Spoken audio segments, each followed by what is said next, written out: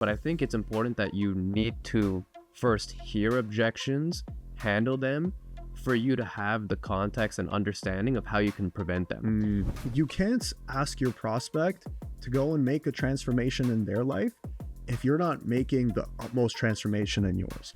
You need to lead them there, and to lead them there, you need to inspire, you need to empower. Guys, welcome to another episode of Charge It to the Game. Today we're going deep on objection handling, okay? This is a hot topic in sales. I know me and Amaan, we have some pretty strong opinions when it comes down to objection handling. We see all these fake sales guys on Instagram dropping one-liners that will never work in real life situations. So today we're just going to sit down and talk a little bit about objection handling, what works for us, what doesn't work for us also, and hopefully you guys can make some money from this conversation. So Amaan, this is the question that I have for you. Let's start out with this. What is something about objection handling that you see salespeople doing out there that everybody gets wrong? Believing the objection. Okay. And more specifically, a lot of objections aren't actually objections. They're just smoke screens. And what a lot of salespeople do, even myself, like I used to believe this too before I got any like real sales and objection handling training, is just the fact that I would buy into a smoke screen. I need to think about it. I need to talk to my wife. I need to pray on this. They're not real objections. They're smoke screens, but people believe them. Mm-hmm. You know what I mean? Yeah, no, exactly. We're actually talking about this on the training this morning, where it's like, if you're talking to someone, I remember when I was first getting into sales, if someone told me they wanted to think about it, you know, and like it's a big investment, and I'm hearing their situation, and like I'm seeing, okay, things aren't, you know, super great. This person's not sitting on crazy amounts of cash. Like when they tell me at the end, hey, I just got to think about this one, I just got to consider it, I would be like, okay, I get it. Makes sense, you know, and I would believe their objection. And I found myself doing that with everything, right? And yeah, and it changes when it's like, okay, if someone is in a tight situation financially, sure, understandable, logically, right? You're not going to spend massive amounts of money, but like me being in situations where I have been tight on money, where I have literally been in credit card debt, and, you know, I've taken massive risks in my life. Like those were the most transformative moments in my life that got me to where I'm at now. So it's like when someone tells me, yeah, I don't know, it's a lot of money, I just got to think about it, whatever. I just don't believe that objection anymore. And because of that, that allows me to, you know, ask questions and help my prospect come to the same conclusion that I came to a long time ago. Right. So yeah, it kind of sounds like with all these different objections, like you overcame them in your life yourself to realize, this is bullshit. And then now you can actually go about handling. I guess now that you've done those things, like you've stepped out of the comfort zone, like put yourself in positions where, you know, you've taken a step back to go 10 steps forward. How do you go about handling that? Is it like line of questioning? Is it just like the aura you have on the call? Like how do I go about handling objections? Specifically, the objection that you just brought up, like, you know, if I'm in a tight spot. Well, I think a big part about, you know, my answer to that question, you know, what's something about objection handling that most people get wrong is the fact that everybody takes a reactive approach, right? When the real objection handling is a preventative approach, right? The real objection happens, the real objection handling happens earlier on in the conversation, right? So it's like if I'm talking to someone and I see that, you know, they're in a tight spot and they're looking to make a big change in their life, I'm going to ask them questions to figure out, okay, where's this urgency coming from? Why is it so important for them to make a change? Why is staying in the same situation such a bad thing? Like, why not just accept it? Like, why not just stay in the same position? Right? And then you get your prospect to basically sell themselves. And then it's like, okay, when we get to the call and I give you the solution to go and make that change, it's a lot easier to navigate. Right? Yeah. So at that point, it's not only like an objection, but it's like a limiting belief. And then it's just like reminding them of what they shared with you throughout that call to just, hey, dude, like that knee-jerk reaction you're feeling, it's normal in almost a sense. Yeah. So let's get into that more, because I know, you know, a lot of the training that you do, you know, with a lot of our closers, like this is a massive part of it, right? Is preventing objections and, really just our whole 10-step framework, right? That we've been teaching, which you guys can find on our YouTube channels, link down below. The entire purpose of that 10-step framework is basically to essentially close the deal before you even really present it, right? So that there is no objection handling. How does someone go about like preventing objections? Like, what does that look like? Yeah, that's a great question. This might be a little bit of an unpopular answer, but I think it's important that you need to first hear objections, handle them, for you to have the context and understanding of how you can prevent them. Because at the end of the day, if someone gives you the I need to think about objection, the underlying real objection, maybe it's, fear of taking a step out of the comfort zone, for example. You need to understand how to handle that objection when it comes up in order for you to be able to prevent it and actually build rapport in the correct way. So first things first, like if you're on a roll, expect the objections. You need to understand, okay, I want to learn the common objections. I want to get comfortable actually handling them in the moment they come up. And then once you understand, okay, well, where does this stem from? You can then associate that to a point in the actual, call where you can help them overcome that objection before they even verbalize it to you. That's such a good point. That wasn't the direction that I thought you were going to go with that, but that's actually such a good point. Is that, yeah, you have to, you have to get stuck on some objections. Like you have to go through the rejection and the fire, to learn about it. Like, to like an example of that, like let's say like you're getting the objection at the end of the call of like, oh, hey, send me an email, I'll check it out and I'll let you know. Right. I used to get this objection all the time, right? With maybe like higher ego prospects who, they're trying to, be the alpha on the call. Right. And I'm like, okay, sure. And I kind of let them take that frame. And then when we get to the end, I'm like, oh my gosh, like why do these people every single time give me that objection?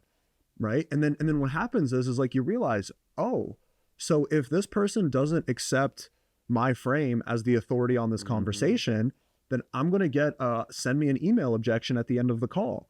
Let me figure out how I can create that frame early on in the conversation. So when someone says like, oh yeah, like, why don't you just, tell me a little bit about your program first and I'll let you know if I want to do it. It's like, I already know what objection's coming from that because I've already dealt with it a few years ago. I just decided to make a change where whenever someone asks me, hey, can you just give me the price? I'll be like, I can't really do that right now because I'm not even sure if I can help you here. Right. And until they accept that frame, that's when it'll prevent that specific objection. Dude, so key. What's another example of that? Of like an objection that you got and maybe a sign. What's another example of like a sign that you get early on in the conversation that tells you you're going to get an objection later?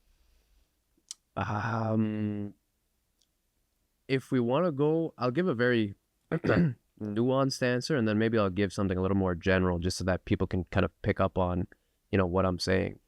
Like the nuanced answer is like, you got to really pick up on like the minute details, like the wording, their inflections, their tonality.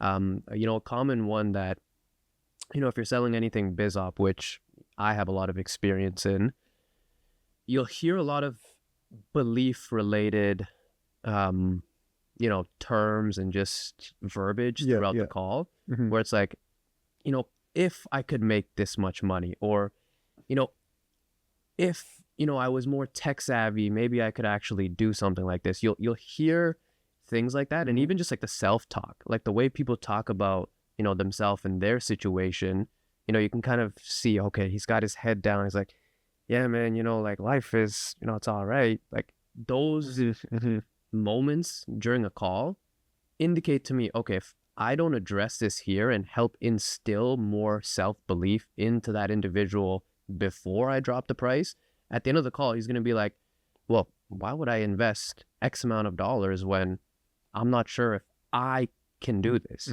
I just want to know if this is going to work for me. Exactly. I just want to, you ask them their goal. Well, I don't really know. I mean, I just want to like start, see what happens, and then take it from there. Right. And then, yeah, it's like, okay, that frame right there. Right. The whole purpose of the 10-step framework, right, is to get our prospect into a buying state before we've pitched. Right. Part of that buying state is complete self-accountability, right? So you're basically, the cool thing is like, you're basically closing your prospect on being the type of person that would buy before you pitch. And the type of person, not necessarily just the type of person that would buy. Like I would phrase that differently. Like you're closing your prospect on, stepping into the highest version of themselves. Yes. Right. And the highest version of myself, and I believe the highest version of anybody, is someone who is in total control, someone who has total self-accountability for everything. Right. Like if you're like a freaking loser, I know when I was a loser, like the first thing that you need to fix is blame. When you blame other things that are outside of your control, right? So when I hear, I just want to find out if this is going to work for me. I've tried so many things. I just want to find out if this is the thing that's going to work. Well, Mr. Prospect, it's not really a matter of if this works for you. Like, can I share something with you? Yeah, like the reality is they all work, right? It's not about making the perfect decision of what business model you're going to do, but it's simply just making a decision to go all in on something and doing everything within your power to make sure that it works. Let me ask you, Amaan, with our model here, like if I was to show you what's currently working for all of our clients and I gave you a blueprint, even if it was hard and there was sacrifices involved, like, are you at a place where you're ready to execute relentlessly until you see results with it?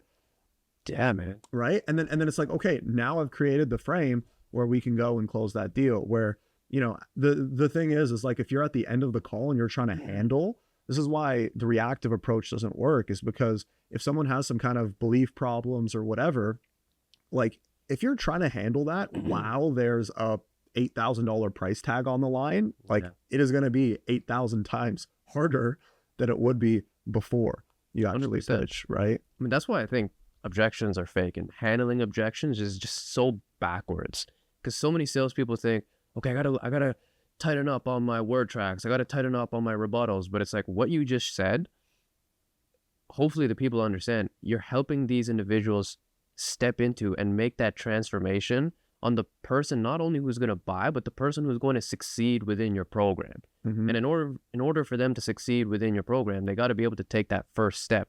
So instead of just handling the objection, which if you do have that mentality of, okay, I got to handle this objection, you're just looking at it from a salesy perspective of, okay, I want to get this person to buy.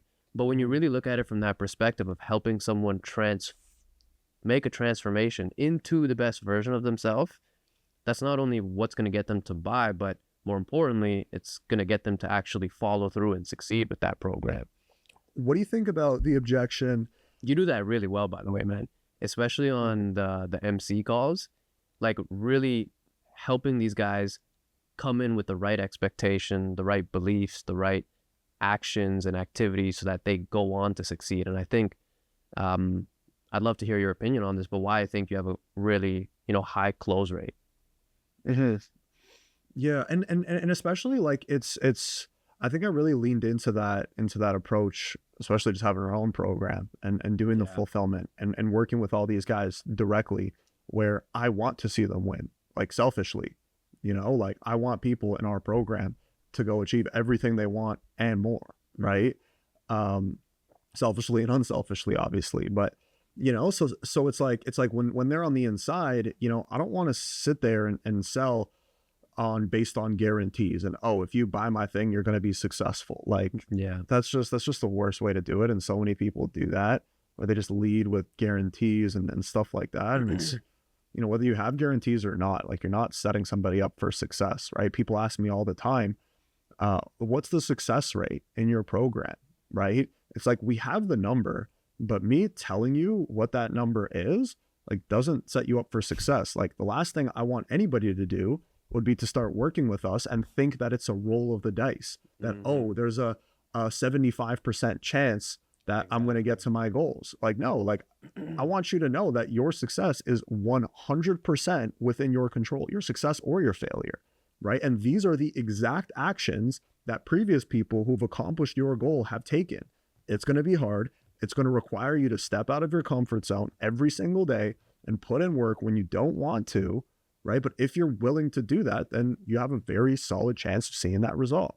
Yeah. Right. And you know what? I think that approach, one, is it sets people up for success, but Two, it has a higher close rate. Yep. You know, like well, especially with the right kind of people, right? You know, because there's just so much like crap out there these days, right? Like people have been marketed to so much, they're sold to every single day. They see all the guarantees and the big claims and all of that, and like everybody's just so desensitized to it. I love taking like the opposite approach.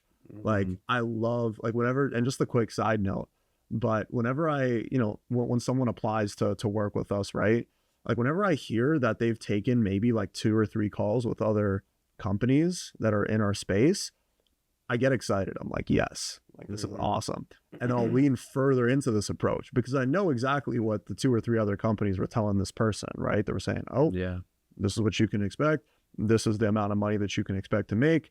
You know, here are your guarantees that you have. And they're basically telling them everything that they want to hear. I'm going to hop on the call and I'm going to tell them exactly what they need to hear based on 5 years of track record, based on working with hundreds of closers and doing everything that I've done personally. I'm going to tell them what they need to hear. That's going to create friction. That's going to be uncomfortable. But because of that, prospect is going to be like, oh, wow, like this is a totally different experience from what I heard from everybody else. This person is actually being real with me and they're actually being transparent with me. This is the person that I want to work with. Yeah. Right. So it's like leaning into, you know, not to mention it's morally ethically correct to do. Yeah, no, exactly. I want to ask you something about that because I know like you're good at that and that's one of your strengths, creating friction in the right ways. But I know it wasn't always like that. And I know for a lot of people, including myself, they almost have a fear of creating that friction because they have this underlying belief that people need to hear what they want to hear as opposed to what they need to hear. Yeah. So what was that mindset shift like for you? And like, how did you kind of just develop that, you know, muscle of creating friction? I'll tell you exactly how I did it. Because I would like to sit here and say, you know, yeah, I just detached from the sale. Like I just stopped caring about the outcome. You know, I just stopped caring what other people think of me and all of this, right? Like, I think I've reached that point now. But where it started, right? Because when you're a closer, right? And like, you're just starting out, like, you know, you're not making any crazy money, you know, you're not doing 50 grand a month and like, you know, money's just no problem. It's like, no, like you're working every single day to pay your bills, get shit done.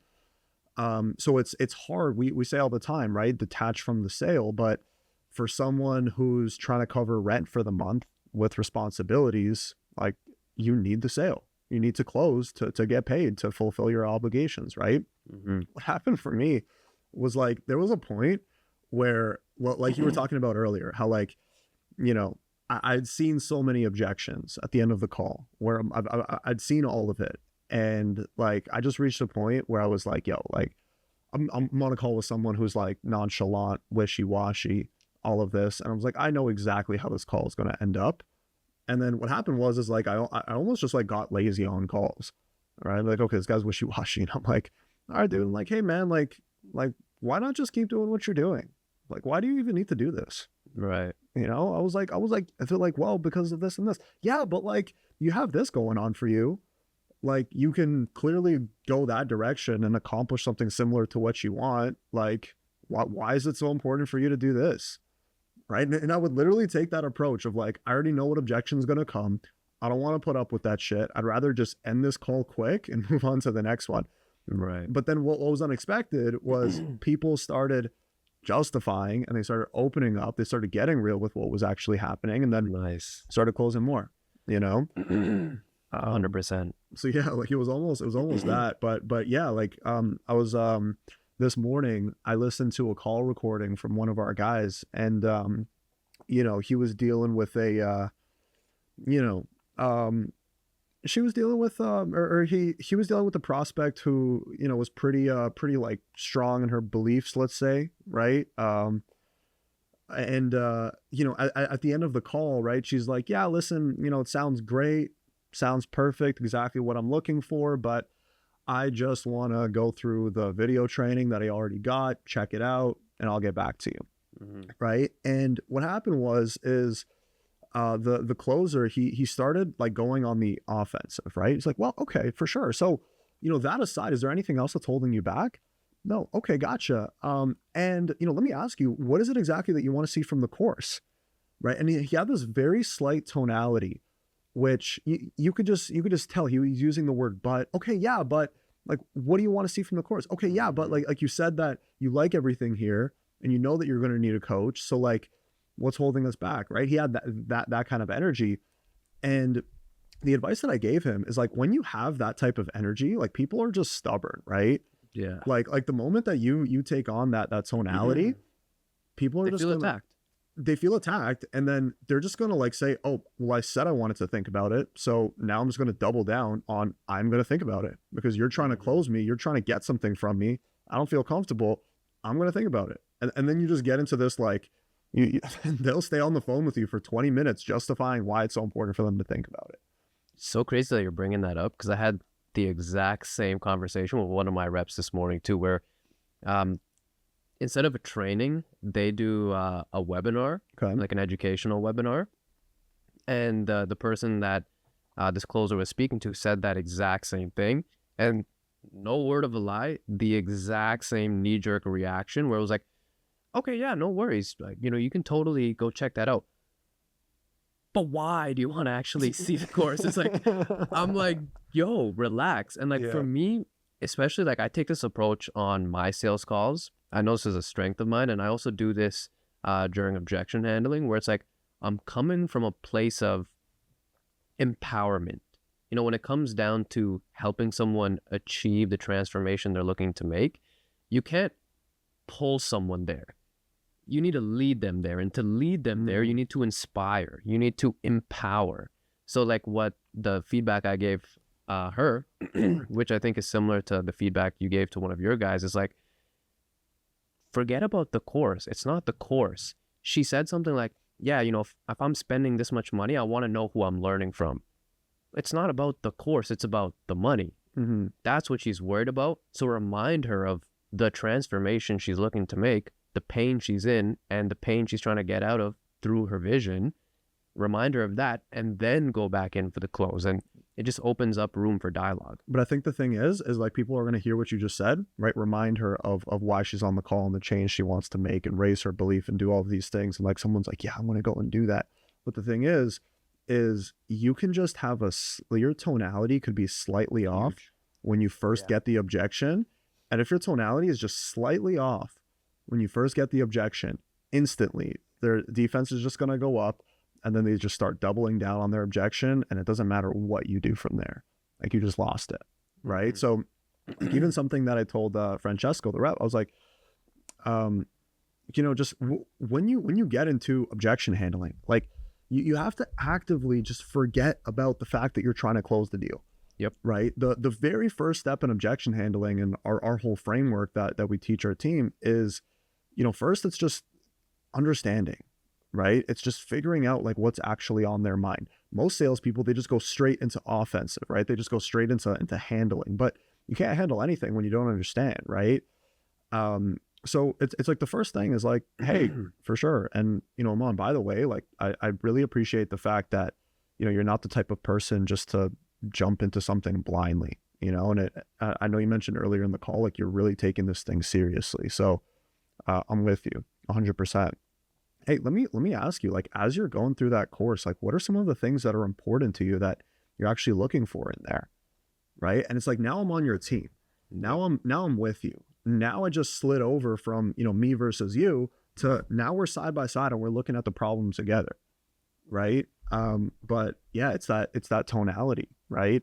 You have to be completely detached from the sale, because the moment that, but I want to stop you for a quick second. What do you mean by that? Like, okay, how can you have a detached tonality? Well, what does that actually mean? Like, how can you embody that? It's a great question. I think like it kind of goes back to what I was saying earlier. Like that's how I figured it out is, I would reach a place where I'm like, okay, like I don't want to have to try to sell this person, like that's just when it comes to the, authority thing and all of that. Like, I don't want to have to try to convince anybody. Like, I don't like putting myself in a position where I have to try to do something, right? In any situation, you know. I just want to be able to do my thing and let everything come to me that comes to me, you know. So like when I'm right there at the end, just because of the way that I see myself and the respect that I have for myself, like I don't want to try to convince anybody to do anything, right? At the end of the day, it's like, you told me all your goals. I know I did the work earlier on in the call, and I know this is the right fit for you. So I'm more just coming from a place of like curiosity. It's like, oh, huh, okay. So like, yeah, for sure. So like when you say that you're kind of looking to do X, Y, and Z, like, what do you mean by that? Yeah. And that tone, like, really just, it's like, oh, like, again, what you mentioned earlier, right? Oh, he's on the same team as me. He actually is supporting me to go through the course. Little do they know, you're using that to, just better understand what's going on in their head. Yeah. Like, what's the real thing, right? So like when you're in you can't prevent everything. You can definitely set yourself up for success towards the end of the call. And to be honest, you probably can prevent basically every objection from coming up. Except from like logistical ones. Yeah. And then there's also just certain kinds of people that you probably shouldn't be closing into your program in the first place, who aren't the right fit. Like let's be real. Like if someone needs like, a year to consider a decision, like, are they going to be very successful in business when you have to make decisions every single day? Like, probably not. Like, should you try to hard close that person on just taking the first step? Like, maybe not. Maybe that person isn't going to see great results in the first place. And like, even like with the detachment from the sale, it's also, now that I mention it, like that's also part of it, like I was speaking to someone earlier today, and he was like just starting out with all this, like he like just ran into it, and I could just tell, like I just didn't see him seeing results. Like I just didn't really see it, I had the whole conversation, his mindset wasn't really there. I asked him, I was like, hey man, and like, this is early in the call, I'm like, hey man, like when was the last time like you made a commitment to something that was new, that was different, that was uncomfortable, and like you really went all in with it? Like whether it's, getting serious about the gym, whether that's in like school, just getting really serious about a specific class. Like when was the last time you did something like that? And he's like, oh, he like had to like think for 5 minutes about like when was the last time he actually committed to something. Yeah, wow. So like I'm at the end of the call, and like he's there, he booked, he was asking for guidance and asking for support. I was like, hey, like here's what we do, right? He had questions, doubts, all of this. Like I wasn't even trying to handle any objection, right? I told him, I was like, hey, honestly, man, like I don't even think you're there yet right now. I think what you need to do, what I told him, I was like, man, like genuine advice, by the way. I told him, I was like, hey bro, like with where you're at, I think what you need to do is pick up some kind of sales experience outside of all this. I was like, I think you need to go start knocking on doors, offering people to wash their cars for $50, right, for a month. Go get some experience. He was like, oh, but like winter's coming around, so I'm not going to be able to do that. I'm like, bro, go get your freaking snow shovel. Go do that. Right? He's like, I can't believe he said that. He was like, I tried it before though, and it doesn't work. I was like, okay, well listen, bro, if you can't close somebody on a $50 deal to shovel their driveway, like how you're gonna close a $5,000 one? That's funny. So like, yeah, like, when I have full conviction that I know somebody's gonna see results, that's when I'll go harder with objection handling, because I'm coming from a place of like, hey, I'm doing you a disservice if I don't help you overcome whatever lack of information or doubt that you have right now. I don't remember your original question, but we're talking about the detachment tonality, but I think that's a great answer. When it comes down to it, like, because you can give someone like actionables, like that's also what I did this morning in the training, and I'll touch on that here in a second. But at the end of the day, it's also like the beliefs and just your understanding of sales and the dynamic of this industry of, hey, getting someone into a program that can get them closer to their goals. They need to be a certain type of individual. And like at the end of the day, the lead that you were just talking about, like if he's coming up with an excuse like, oh, but winter's coming up.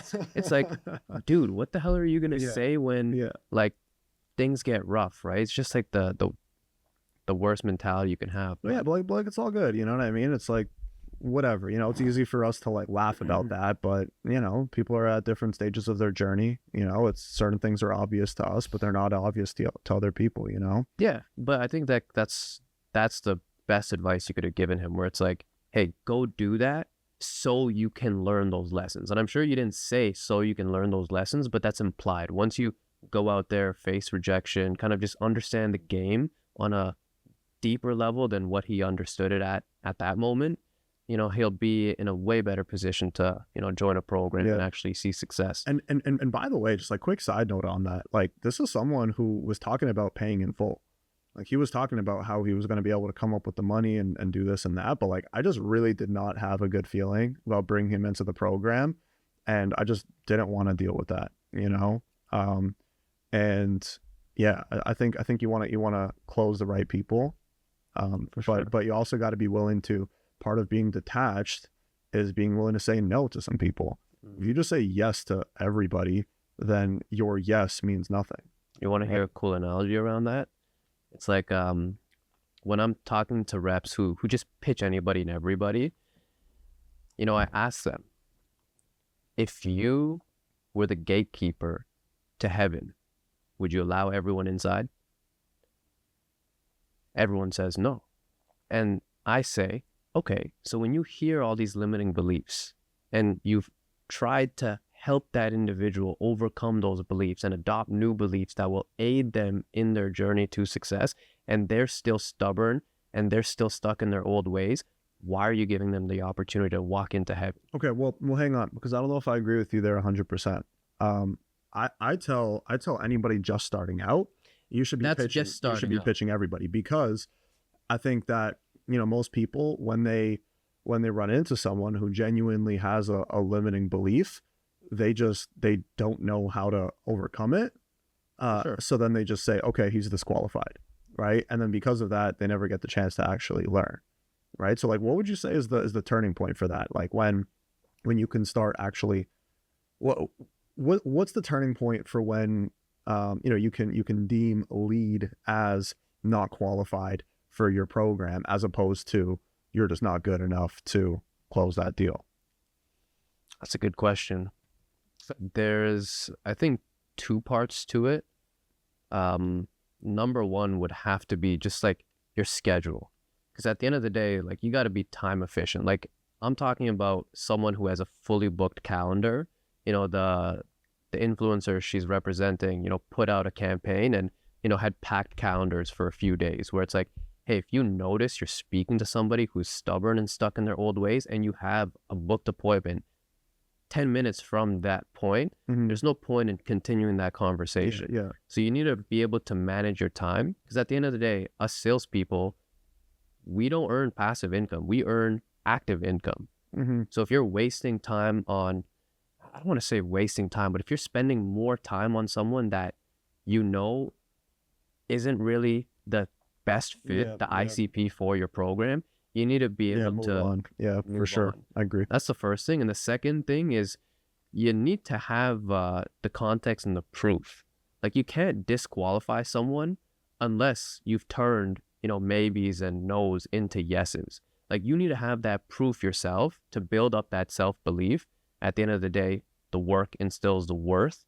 So you need to have the work, do the reps at a successful level for you to even be able to gauge what the fuck the difference between a qualified and unqualified lead actually is. And yeah, I think even part of that, right? It's being able to go deeper, right? Just because, like, skeptical people a lot of the times are the warmest leads. Because imagine like, if you're skeptical, if you had bad experiences before, or I don't know, whatever, you name it, right? And like, you're hopping on the call and like, you're not warm and you're giving the closer a hard time. The fact that that person showed up for the call says a lot, right? Like, despite all of their skepticism or doubts or whatever, they still showed up and they still asked for help, right? So that says a lot about where they're at, right? So I think one is really understanding it. I noticed that people's doubts or challenges or obstacles or whatever, there is always something that's at least 1 or 2 layers deeper, right? So I'll give you an example. Like, if someone says, you know, yeah, there's just so much information out there, I have no idea where to start, right? Like, where I go is, okay, so like, how much information have you gone through, what have you tried? What steps have you actually taken? Right? Oh, well, like off and on for a couple weeks, right? Okay. What that tells me is that's an urgency problem, because you've been dealing with this pain for 5 years, and only a couple weeks ago you started doing research, right? So now it's an urgency thing, right? Where it's like, okay, like, are you comfortable staying where you're at? Or like, is this actually a serious problem, right? So there's too much information out there. Like, that's not the real thing, right? Or on the flip side, I might say, okay, so like, well, what have you actually done and tried? If someone's saying, there's a lot of information out there, I don't know where to start, right? What have you done and tried? Well, I've been doing research for years, and watching every video, and I know so much about it, and I tried once or twice, but it didn't work for me. Okay, and like, when you tried, tell me about that. Yeah, like, I set it up and then I couldn't find the right product to sell, or I couldn't figure out the marketing, so I just put it on pause, right? Okay, what that tells me, I can come to the logical conclusion that there's a fear of failure, right? Where this person fears doing something that's unknown to them. And for the last few years that they've been researching and going through everything, they just haven't been able to like jump into the deep end and really go for it, right? So it's like if we can just, and then a lot of the times, like, the prospect doesn't even understand that, right? But as closers, you got to understand people's problems better than they do, right? So when I hear these things, these are the conclusions that I come to, and then we just address it like head on, right? Where it's like, I'll ask my prospect, yeah, okay, and like, what if you do fail? Like, why even continue doing this if it's something that's just not an option for you?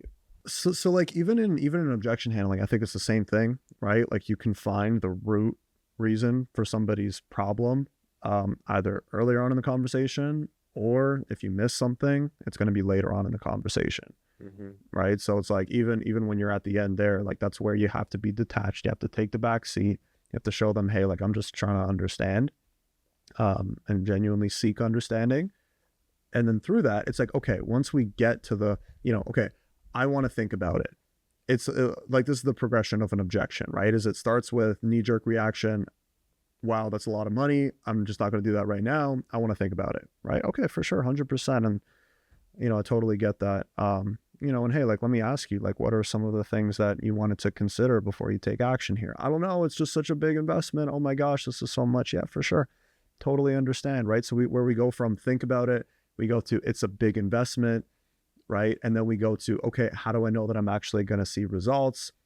Then we go to, fear of failure, right? And then now we can just address that fear of failure, where it's like, hey, part of success is you have to be comfortable taking steps where you may succeed, you may fail, right? And something I want to add to that, like, when they actually drop that objection, like how you were just talking about peeling back the layers, like, once you have enough experience, because I know I do this on my calls, everyone fixates on the, I need to think about it, but nobody just says, I need to think about it. They give you context. They're like, okay, this is a big step. I'm going to take some time to think about it. Or, I'm just exploring other options. I just want to think through what's the best option for me. So like, those layers you can already see, but people just fixate on the think about it or the wife or whatever objection they give. It's like, focus on the context, because that will give you the direction of, okay, how can I peel back the layers so that I can properly isolate the real objection and then work on actually overcoming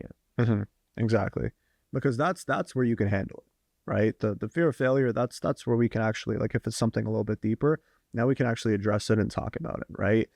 I think what's really powerful from there, right? Step one in our framework is neutralize, right? Neutralize the objection. When you drop a big price, this is high ticket sales. You sell expensive shit, right? Something Alex Hermosi, his team, they would encourage his sales team to get like a gasp from the prospect, right?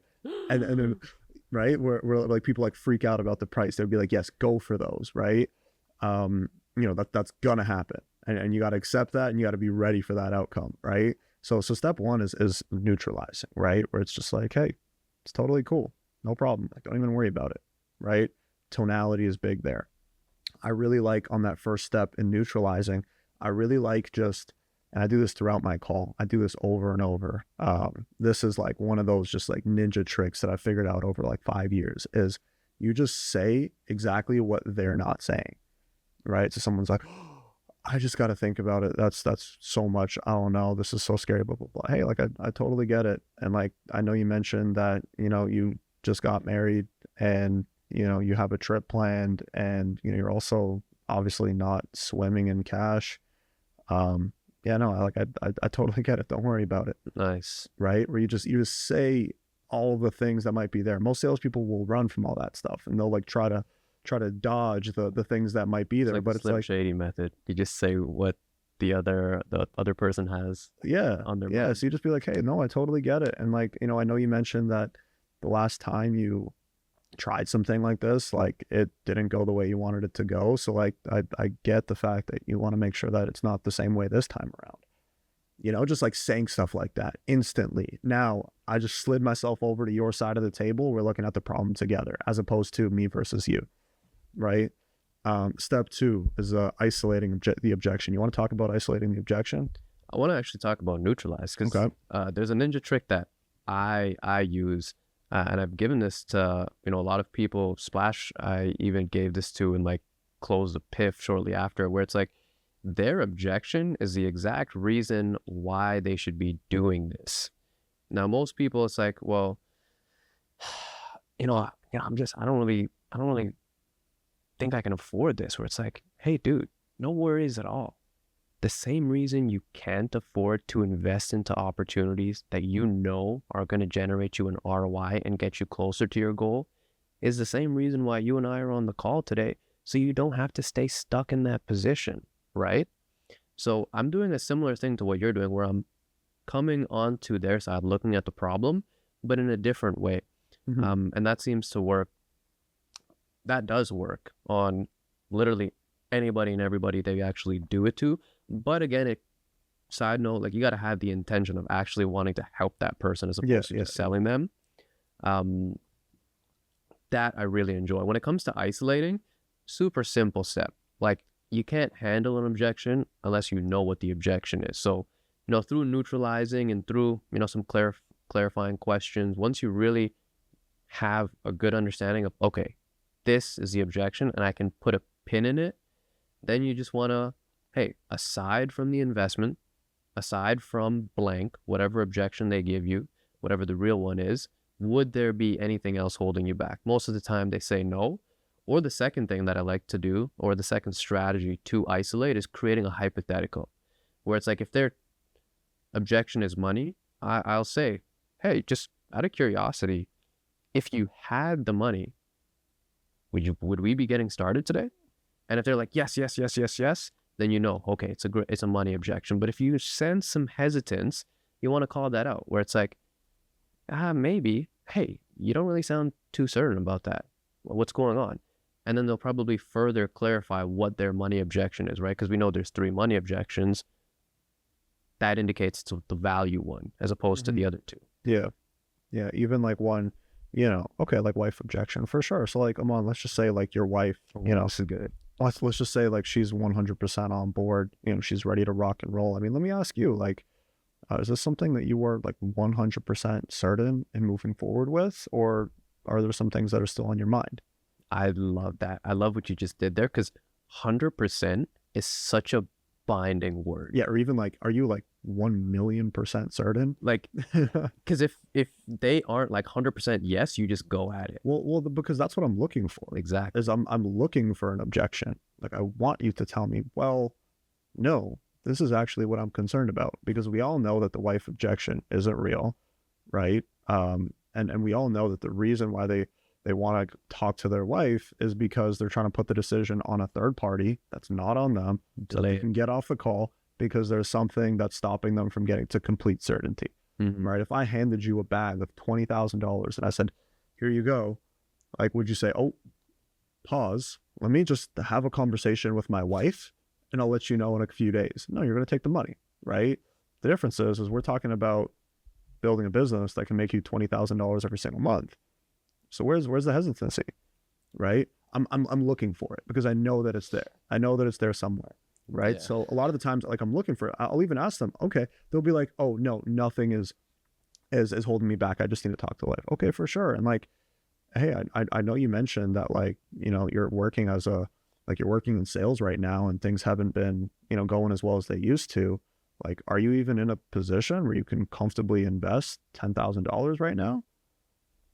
Right? Because I'm looking for the objection. Well, you know, like, not Yes, really, but you know, for sure, man. And hey, and by the way, like the last thing that I would want you to do would be to like stretch yourself all the way to get into this. And, you know, you're not 100% confident. And then that's Mhm. why we do these calls, because I just want to make sure that you have all the information you need to come to the best decision, whether that's working with us or not.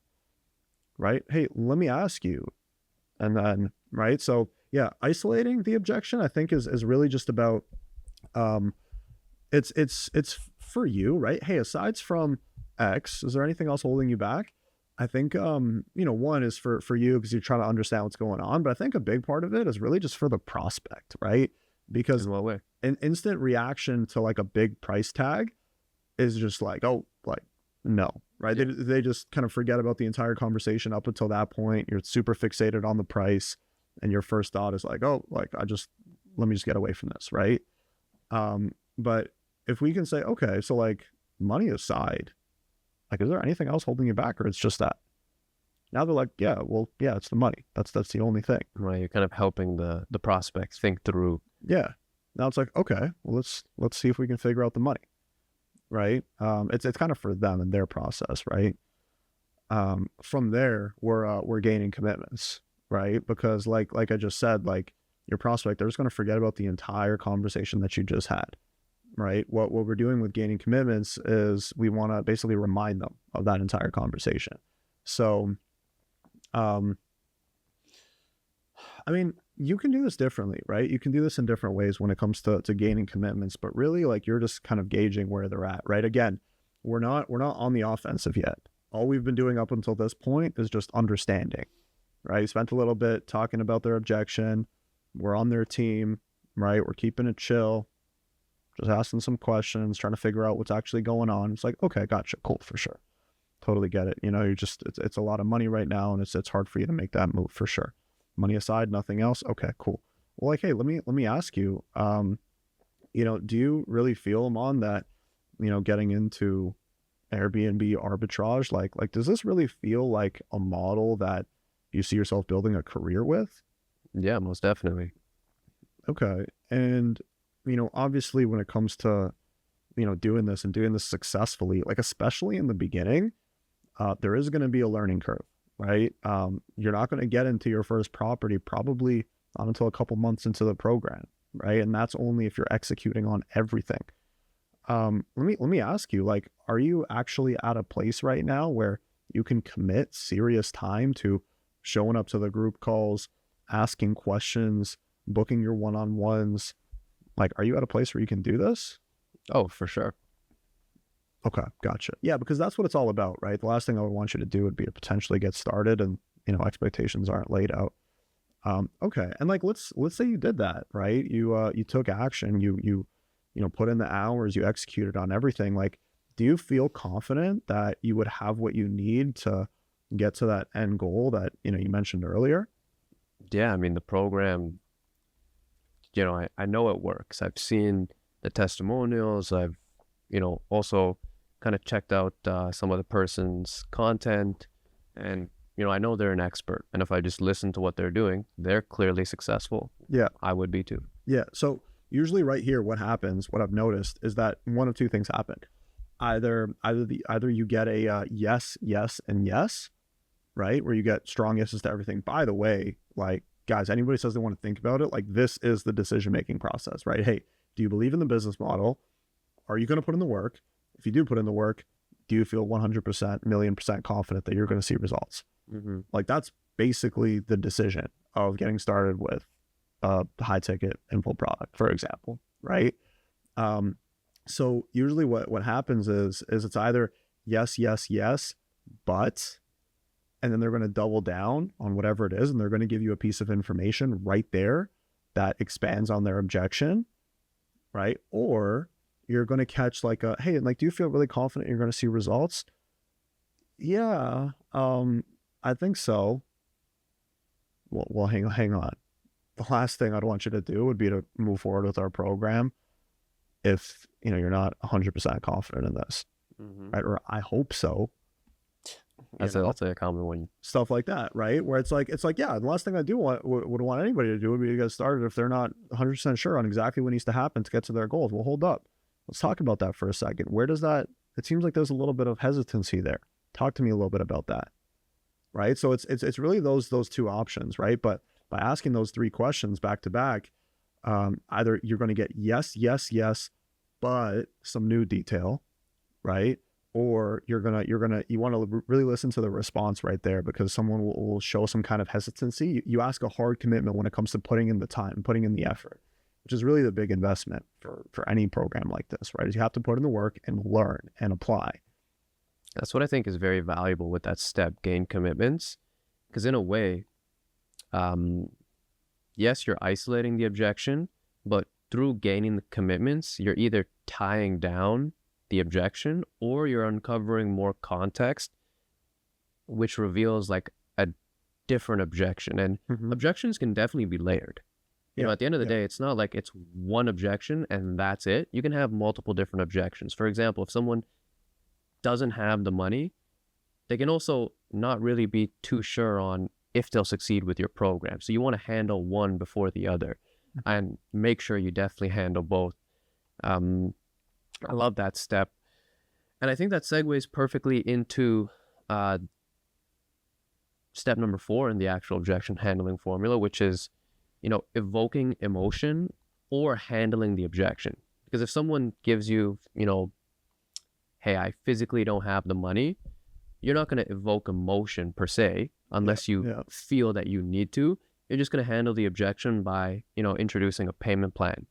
But if they do give you, you know, an objection where it's fear, belief, then you're going to evoke emotion through a story. And I'll go through, you know, Well, hang on. But before you do, I just want to make this point. That, like, right here between 3 and 4, this is where you go from like understanding to now we're actually handling. Correct. Right? So before you get into any type of a story, like, do you actually understand what their objection is? Like, do you actually have a really good understanding of where their doubt or skepticism or like what's holding them back? Or do you not? Right? Because what we see a lot of people, like if someone's like, you know, I just want to think about it, but deep down inside, they just don't trust you, for example, right? If you're like, oh, well, you know, once upon a time, I wanted to think about it too, and blah, blah, blah, blah, blah. Like this is going to completely miss, right? So I think, yeah, as long as you have that 100% understanding, then boom, pop in with a story or whatever you're going to drop. Yeah. That's going to be effective. 100%. Another thing too, because this was brought up actually from a few of my closers, if you do get the value objection, what I teach and what I tell my reps to actually do is ask self-solution selling again. So if someone gives you hesitance to that question when you're gaining commitments, like, hey, do you believe with all our support systems and all the resources you'll see success? And they say some shit like, I hope so. I hope so. If they say something like that, you want to obviously handle that objection, right? Because it's value-based. What I like to do is ask self-solution selling again, phrased in a different way. So step 9 of our framework, we ask, hey, like, in order for you to get to your goals, like what type of support system, what type of help would you actually feel like you need? And they give you their answer. Specifically during objection handling, if I sense it's a value objection, what I'm going to do is ask, hey, on a scale of 1 to 10, 1 being this program is not for you and you don't believe it'll get you to your goals, and 10 being this is everything you're looking for, you're ready to rock and roll, where would you put yourself? Everybody always says 6 or 7 if it is a value objection. If they say anything less than a 5, you already fucked up and it's going to be a lot harder, but we can talk about that at different times. That's why I don't like asking that question, because then they just commit to a number. But see, here's why that's important. The number itself doesn't really fucking matter, to be honest. Whether it's 6, 7, 8, 9, 2, you're going to, maybe if it's a 2, you're Yeah, you kind of fucked fucked. up. Yeah. But if they answer anything like above a 5, you're simply going to ask, well, okay, just out of curiosity, what would take you from a 5 to a 10? And then like in a perfect world, right? Like, let's say you can have anything you ever wanted. Like, ideally, like, what would that have to look like? Yeah, what would... Right, you get into that hypothetical. 100%. And then they'll share that with you, and then you can go in for, a presentation focusing on, whatever they just answered, and really tailor your program to the needs that they just shared with you, and then go back in for the close. But if they do give you like a fear, belief-based objection, evoking emotion is huge. And I feel like a lot of people, they take a more logical approach, which is fine, but they take that logical approach with people who are more emotional thinkers. And generally speaking, humans, like they buy on emotion, they decide, or they decide based on the emotion, but then they reaffirm that with logic. But what a lot of people don't do is they don't focus on the actual evoking emotion. They'll just be like, okay, and when was the last time, whether it's life, business, this, that, when was the last time, you saw a major change in your life without taking a step out of the comfort zone? Yeah, or like, hey, like, come on, like, the actions that got you to where you are, do you think they're going to get you to where you want to be? Yeah. Yeah. And those lines are powerful, though. Yeah, they work. They're so powerful, but you do need to kind of pre-frame those lines and questions, with a story. So how do you evoke emotion with a story? Or like how can you tell a story that taps into deep emotions and gets somebody to move?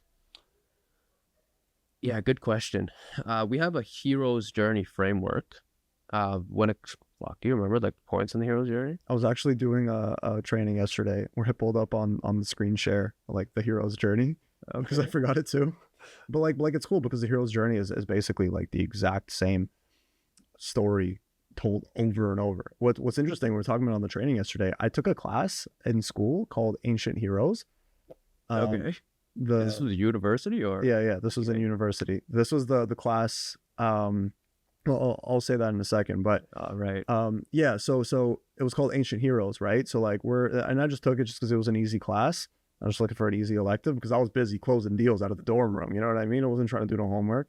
So yeah, Cracked ass S5. Yeah, so like Ancient Heroes. So like we're studying like basically how there's these stories through thousands of years from completely different time periods, completely different places in the world, and these stories of heroes or myths or characters in religious texts that follow the exact same journey, right? That follow the exact same process. And it's interesting because when you see things being so similar across like completely different places and time periods, that tells you a lot about just human psychology as a whole and like what people connect to and are inspired by, right? And obviously all of these heroes and all of the ancient people out there back in the day, they like that's how society was built, right? It was just based on stories. And that's how masses of people were influenced, right? Like Jesus Christ followed the hero's journey. Harry Potter followed the hero's journey. Thanos, some could argue that he followed the hero's journey, but my TA would disagree. Mark that paper. Fuck you, TA. You got zero creative skills. But yeah. So the hero's journey, basically, well, I mean, the way, because I like to keep it simple, because the hero's journey in like the traditional context, if you look it up, like, it's long. There's like a bunch of like, different sections to it. At the end of the day, what we were talking about yesterday, step one, right? Any good story, you always relate to the main character, right? Like there's something about the main character that you relate on, right? And you can relate on cats and dogs, right? Oh, you have a hoodie? I wear hoodies too. Oh, you've done this before? I've done this before too. Oh, like you're fed up with your 9 to 5, but once upon a time I was fed up with my 9 to 5. Nobody connects to that shit, right? But if it's like, hey, Mom, like I hear where you're at, man. And I remember when I was first kind of getting into all of this, like it was really tough because at the time I was actually in school. I wasn't really happy being there, but I had no clue what I was going to do. Like I had no clarity, and like I was really lost, because I had tried a couple things and they didn't work out for me. And like honestly, man, like there was periods where I was like, shit, like is this it? Like is this just kind of the life that I'm going to have to expect or accept? Right? It's like, okay, cool. Now we can connect on that, right? Now someone's going to be like, damn, like, you know, that's real. You know, I feel some of those things right now, right? And then, right, so that's step one, right? Is really just relating, getting to their level specifically with emotion, feelings, and details. Yeah, and right? I feel like it's also because you mentioned you do this during isolating, where it's like almost saying what's on their mind, but they don't verbalize. It's important to do that when you're kind of just like pre-framing the whole story, when you're actually relating to the main character. You can't just relate to what that prospect has told you verbatim, but you need to relate to like the underlying message under that. And that's what I learned from, you know, that story you just shared. And I do that on my calls too. Yeah, exactly. Understanding people, being a great listener, you know, that's kind of the prerequisite to all of this ninja shit that we're talking about. So yeah, okay, that's one, right? Is like getting to a place where someone can actually just connect to your story, right? Because the thing is like, people are very disconnected. You know, if I say, hey bro, like, you know, once upon a time I was fed up with my 9 to 5 and then I said, fuck that, went all in. Now I make $1 million a month, right? You know, look at this, look at that. Nobody can connect to that. You know, all of like the Lambo marketing that you see online of like people flexing shit, nobody can connect to that. People might want those things. They might want to have that kind of success, but they're like, oh, but that person's not like me. Like that person, like, you know, they're not similar, right? People buy you, right?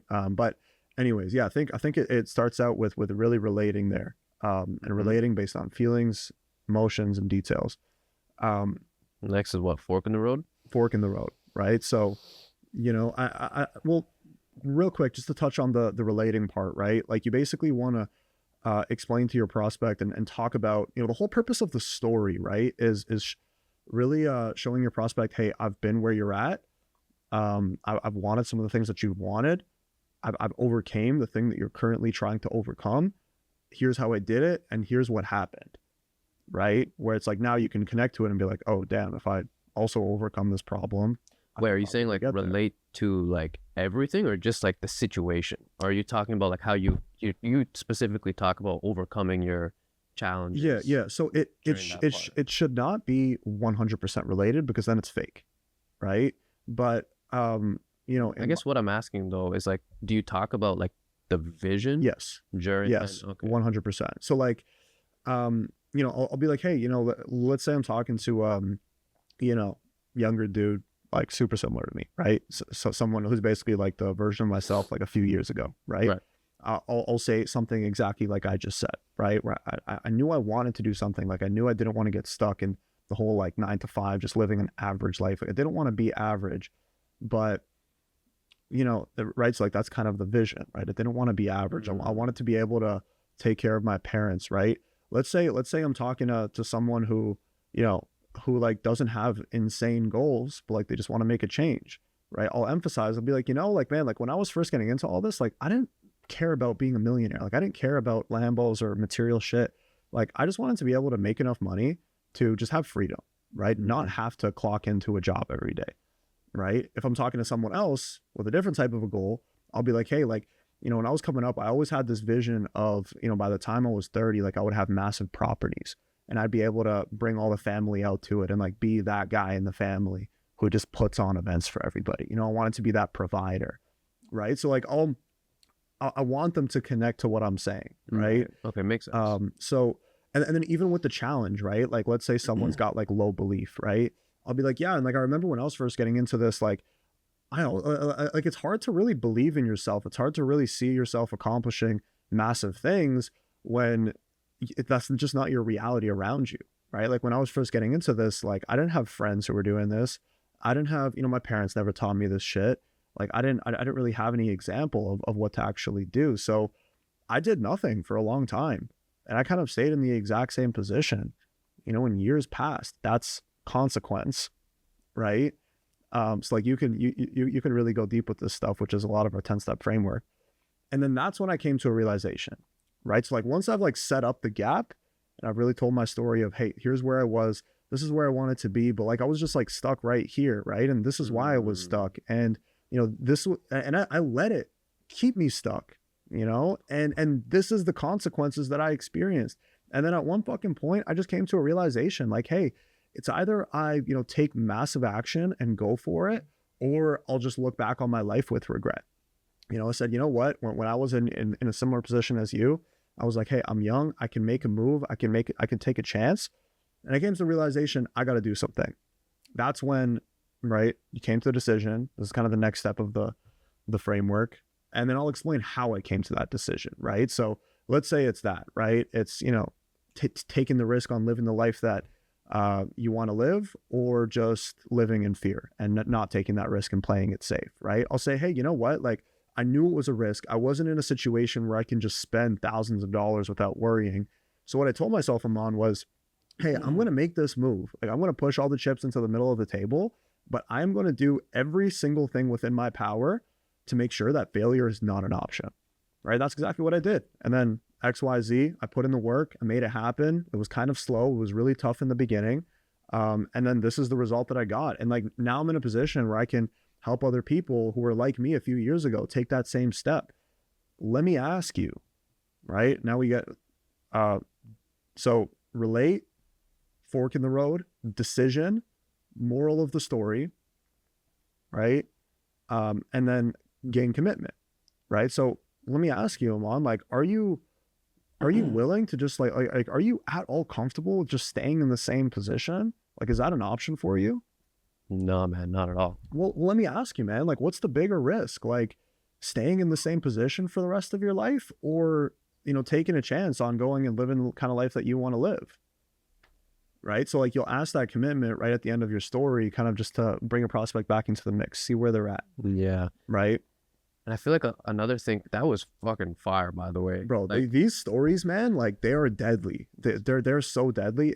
And I used to be really bad at telling stories. I used to feel like when I would tell a story, like, oh, like, here I am telling a story because my mentor Dylan told me to tell stories. And then, I would like tell a story and like, it wouldn't really hit for somebody, but like, I just started telling them more and more. there you go. But like, I think also through the repetition, because like, I feel like the wording, like, everybody understands like their life, and everybody understands the challenges that they're faced with. What is so deadly about storytelling is the tonality, because you can literally suck someone through the phone. Pause. You fucks. This is why you gotta make this gay, bro. Fine, Bro, cut that shit out. You can if we didn't say that, there'd be some comments down below. Okay, fine, I'm not gonna use that word. But you can literally, through your tonality, as I was saying, through your tonality. Shout out the videographer. Anyways, you can, through your tonality, pull that prospect through the phone and have them relive that experience with you. Yeah. And it's like, because the experience and story you're sharing is very similar, but also different to what they're experiencing, they can look at their situation from an out-of-body perspective. Because it's very difficult to, like, especially if you don't like reflect on, your life and the decisions you make. If you don't do that often, you don't really build up that muscle of like reflecting from an out-of-body experience. And telling that story gives you that opportunity where they can have that epiphany and breakthrough where it's like, huh, I never thought about it that way. And when that moment happens, shortly after, another click will happen where it's like, fuck it, let's do it. Yeah. Yeah. And like, you can't fake that shit too, right? Like, everything that I just said to you, like, I'm really good at delivering my message and what I've been through. And it is so cool that through what we do, like, we've been able to, go through a personal transformation and then now share that personal transformation with other people, and like, that's really how you have impact, right? Is by like, the blessing of, going through tough times or whatever is the fact that you get to overcome it and then help other people overcome it, so you can't fake that, right? Everything that I just said is 100% real. And, I feel it, right? And that's what comes across on the phone, and that goes into the personal transformation. Like, you can't be fucking phony or fake. You have to be real, right? That goes into, the intention of me actually wanting to help you, but yeah, so story is big. And I can tell stories like that to people who are, twice my age from totally different walks of life.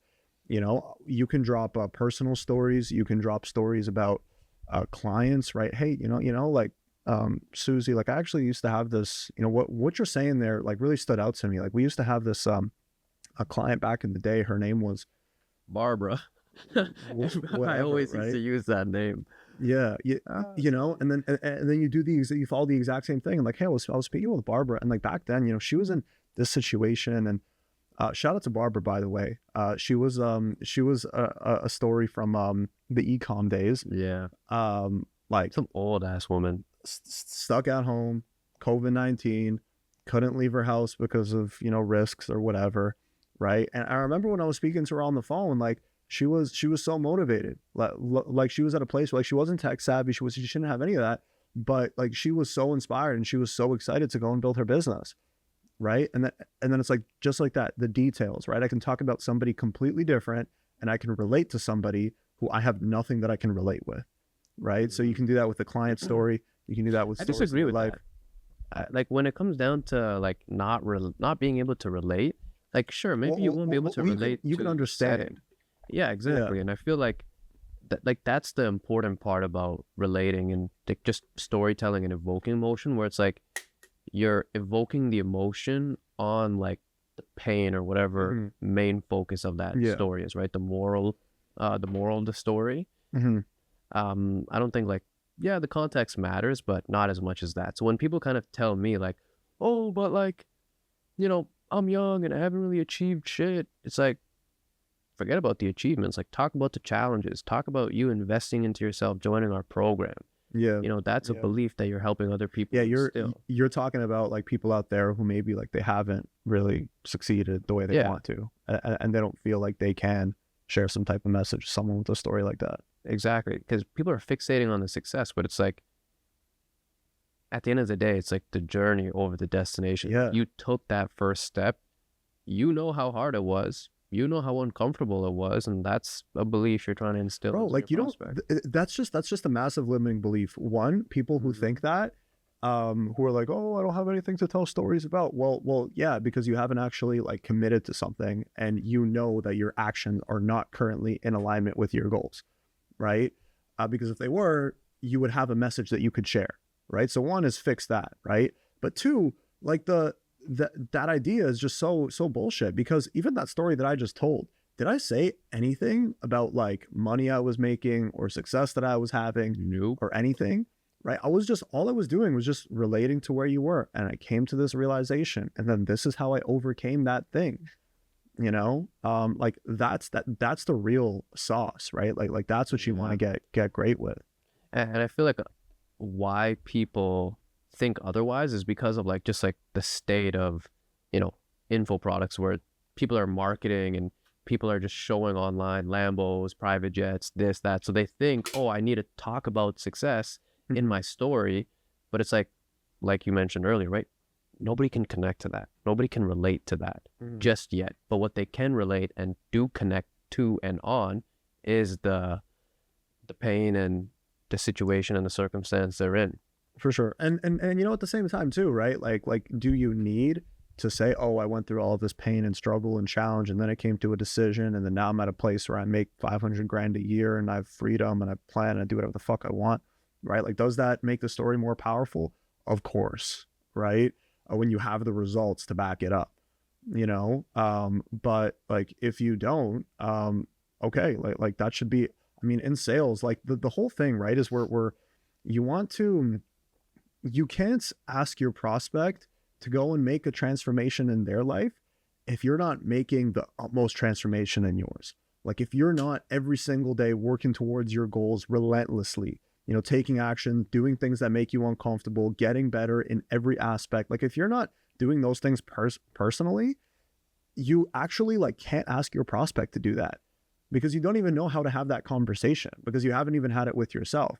But the thing is when you get, your internal congruency down, right? When you get your actions in alignment with your goals, exactly, it's like, okay, now we can go and share that with our prospect, right?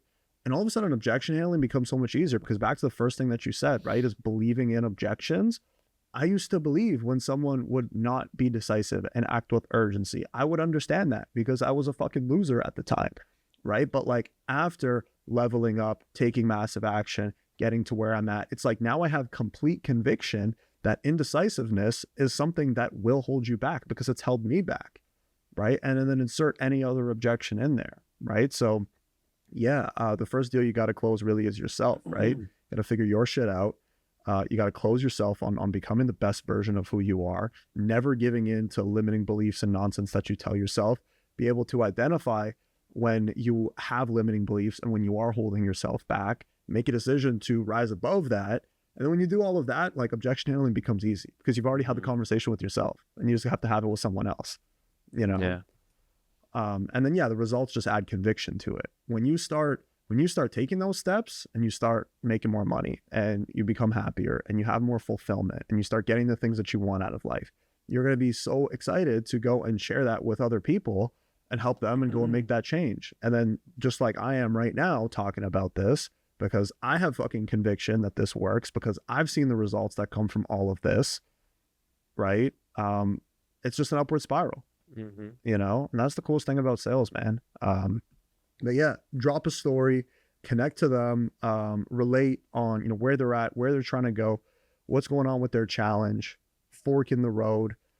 I came to this decision. Moral of the story, let me ask you, Mr. Prospect, are you at a place where you're ready to continue to let that hold you back? Or are you at a place where you want to do something about this? They say, you know what? No, I'm not willing to stay in the same position. Sounds good, Mr. Prospect. So let me ask you, we taking care of this payment with an Amex, a Visa, a MasterCard? What do we do? Just like that. Right? Last step is asking for the sale. I would not ask for the sale that way unless like you're really fucking confident. I mean, I think I've done it like maybe once or twice. Yeah. But I mean, I just go with the usual, like, all right, so what do you say? You ready to rock and roll? Yeah. Hey, let me ask you, do you have any further questions for me? Or are you ready to go ahead and move forward here? Yeah. Right. That's kind of my go-to for asking for the sale. Any further questions for me? Or are you ready to go ahead and move forward? Right. Nope. No further questions. How do we get started? Right. So ask for the sale with confidence. I think you can do it two ways. You can say, any questions for me? Are you ready to go ahead and get started? Right. What do you say? You ready to do this? That's the proposed close. Then we also have the assumed close, right? Is when you're right there at the end. Let's say you got somebody right on the edge, right? The story hit them. They felt it. They're right there on the edge, but they're just not sure. It's like, hey, Amaan, can I be very direct with you for a second? Sure. I think you're ready for this. And I think you need to move forward. All right, we just let them know, right? Or I'll take a different approach, actually. I add a little more like humor. And I find that it's a good transition into the actual close where I'm like, I say the exact same thing. I kind of, Eli Wild taught me this, one of Tony Robbins, top sales guys, where he does like a superior than inferior frame, where I'll be like, I think you need to do this, Misha. And then I'll go in, drop my tone where it's like, I think you're ready for this, Misha. Why don't we do this? Let's get you started. Make sure you're moving in the forward direction with this business, with the right guidance by your side. And when you actually get to that goal of XYZ per month, I'll expect a nice bottle of Dom Perignon champagne from you. nice. Deal? Nice. And then exactly what you just did, right? They chuckle, they laugh, they show that emotion, and then you're associating the close with the positive emotion. Much better than my assumed close. That's a line that that's a good one. I remember. I'm not gonna tell that story. Maybe a different day. Okay. Cool. So yeah, I mean that's kind of like handling objections, right? But that's the framework. We spoke about a little bit about preventing objections. We'll make another podcast about that because that's something we could go even deeper on, like prevention. Oh yeah, the ninja tricks, like when it comes down to helping these people. But when it comes down to objection handling, like back to what I said earlier, like you need to handle those objections. It's not only to give you like the context and the information, but the adrenaline rush and like the confidence boost and the momentum you get from turning a maybe into a yes. That is what really helps you transition into that upward spiral, like you were saying. 100%. Because you're like, dude, this is so much fun. And it's fun not only because you're getting paid for it, but it's fun because you're actually making impact, changing lives, and doing it one conversation at a time. 100%. Yeah, that's the best part of sales. Yeah, well, I mean, how can people like learn how to do this? Like what, you know, we spoke about a lot. We both know like there's, you know, so much information out there. So many people just watch videos and learn and take down notes, but they don't do shit with it, right? So what would you tell to that person out there? You know, how can somebody get better at objection handling? Yeah, it's the same way if you wanted to get better at talking to girls. Like, let's say you're socially awkward, you know, you don't really like interacting with anybody. Well, what you got to do is you got to chase those no's. You got to chase that rejection. Like, you can't get better unless you do. Studying is important, and everything that we spoke about today is great material to absorb, but you can't only absorb it. You need to actually go out there in the real world, apply it. So how can you do that? Hey, if you don't want to get a sales job, I'd number one recommend that. But if you don't want to do that, you don't need to. You can simply start by, hey, talking to a girl, and I guess it doesn't necessarily relate to objection handling, but like at least getting comfortable with those no's, and you know, getting comfortable with just like the overall dialogue. But another opportunity that comes to mind, our business partner Rome actually did this, where it's like you go to the coffee shop, you ask for a coffee, hey, could I get this coffee for free? You're gonna be like, no. Like, would it be totally crazy if you just like gave me this for free? And then from there you can actually apply what we spoke about, where it's like, you know, asides from, you know, your manager maybe looking at you a weird way, like, would there be anything else holding you back?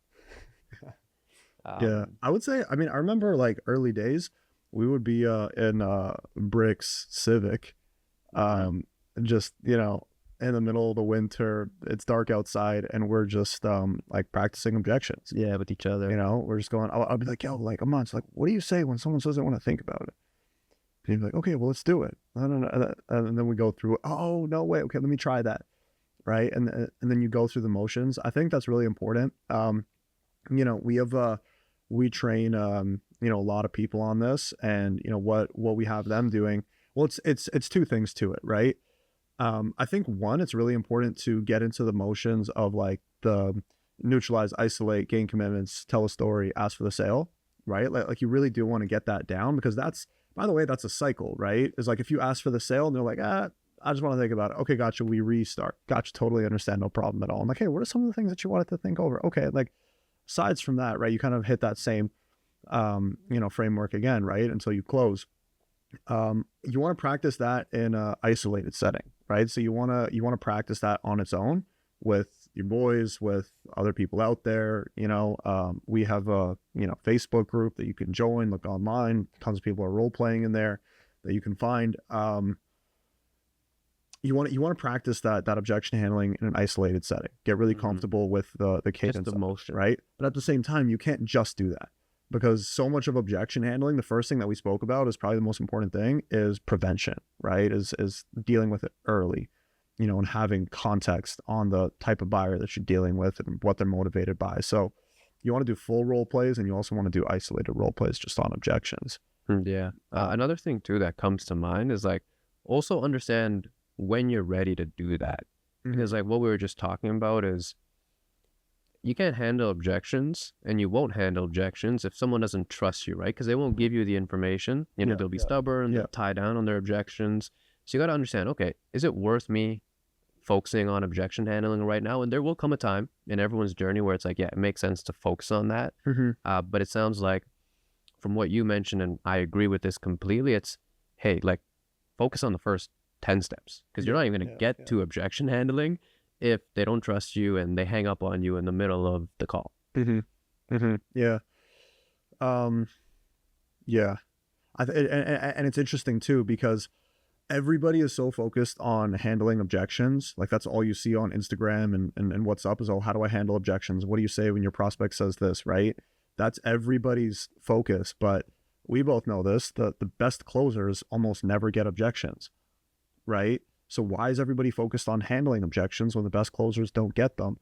It's because the best closers learn how to prevent them. And everybody that isn't that good at it, they're focusing on, you know, what to say when it happens, right? So I think you got to be prepared for it. But yeah, like you said, like focus on everything before that, right? So that you never get those objections. For sure. Right. Let's wrap it up there. Yeah, let's wrap it up. I think on this one we'll put the training. We'll put the training down below. Guys, free training down in the description. We used to charge thousands of dollars for this shit. We're just gonna give it away for free because it takes 2 seconds. We have the link for it. Go get it. It'll outline the 10-step framework, the objection handling stuff. You'll see live calls of my own calls and some of Aman's calls too, of us executing this stuff live on real calls rather than just talking shit about it. We actually do this stuff. We have it recorded. So check it out. There's also the link to that community in there completely for free. Enough said. All right. Go Christmas check it out. in September. Anyways, guys, thank you for tuning in. We'll see you guys next week. Cheers.